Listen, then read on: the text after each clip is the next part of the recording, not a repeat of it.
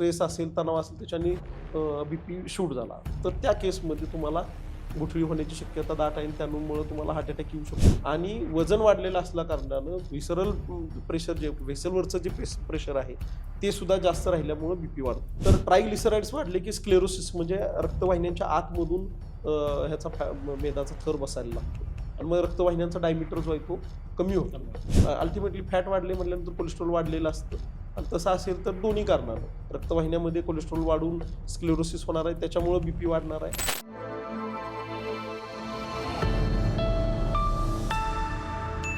Sir heart अटॅकचं पण प्रमाण म्हणजे आजकाल जिममध्ये सुद्धा मुलांना हार्ट अटॅक यायला लागले किंवा कमी वयातच आता हार्ट अटॅकचं प्रमाण वाढलंय. त्याच्यामागे दोन कारणं आहेत. एक म्हणजे बदललेली जीवनशैली. स्ट्रेस फॅक्टर हा आपण हायपरटेन्शन पासून वेगळा करू शकत नाही. खूप ताणतणाव आहे. तुम्हाला कामांची दगदग आहे. म्हणजे आपण असं म्हणूया की असं एका बाजूला फिजिकल ॲक्टिव्हिटी कमी झालेली आहे, व्यायाम कमी झालेला आहे. दुसऱ्या बाजूला मानसिक ताणतणाव, तुमचं हे जे आहे स्ट्रेस हा प्रकार वाढत चाललेला आहे. तर याचा संबंध आपण त्याच्याशी जोडला गेला पाहिजे. दुसरं आहाराच्या पातळीवरती आपण बऱ्याच वेळा दिसतं की हे कोलेस्ट्रॉल डिस्लिपिडिमिया ज्याला म्हटलं जातं, कोलेस्ट्रॉलचं प्रमाण वाढणं. तर ट्रायग्लिसराइड्स वाढले की स्क्लेरोसिस म्हणजे रक्तवाहिन्यांच्या आतमधून मेदाचा थर बसायला लागतो आणि मग रक्तवाहिन्यांचा डायमीटर जो आहे तो कमी होतो. कमी होतं. ठीक आहे. मग एका बाजूनं रक्तवाहिन्यांचा डायमीटर कमी झालेला आहे आणि अशात तुमचं काही स्ट्रेस असेल, तणाव असेल त्याच्याने बीपी शूट झाला, तर त्या केसमध्ये तुम्हाला गुठळी होण्याची शक्यता दाट आहे आणि त्यामुळे तुम्हाला हार्ट अटॅक येऊ शकतो अगदी किंवा स्ट्रोक पॅरालिसिसचा सुद्धा अटॅक येऊ शकतो. वजन वाढलेलं असेल तरी सुद्धा ह्याचा संबंध त्याच्याशी आहे.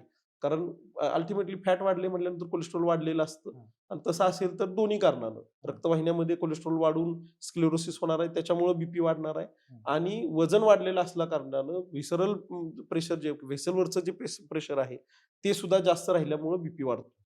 तर ते दोन्ही वजन कमी केलं की व्हिसरल फॅटही कमी होतंय, तुमचं वजन कमी होतंय आणि प्लस रक्ताच्या म्हणजे रक्तवाहिन्यांच्या आतमध्ये असलेलं कोलेस्ट्रॉल कमी होऊन तुम्हाला चांगल्या पद्धतीनं बीपी नियंत्रणात येऊ शकतो. तर त्यामुळे ते ज्यांना वाटतं आपल्याला हार्ट अटॅक येऊ नये, पहिलं तर पालेभाज्या, फळभाज्या खाण्यात भरपूर आल्या पाहिजेत. तंतुयुक्त आहार जो आहे तो गेला पाहिजे. फायबर खाण्यामधून चांगलं गेलं पाहिजे. व्यायाम केला गेला पाहिजे. फॅट जे आहे ते हेल्दी फॅट खाण्यामध्ये असलं पाहिजे आणि प्रमाणात असलं पाहिजे.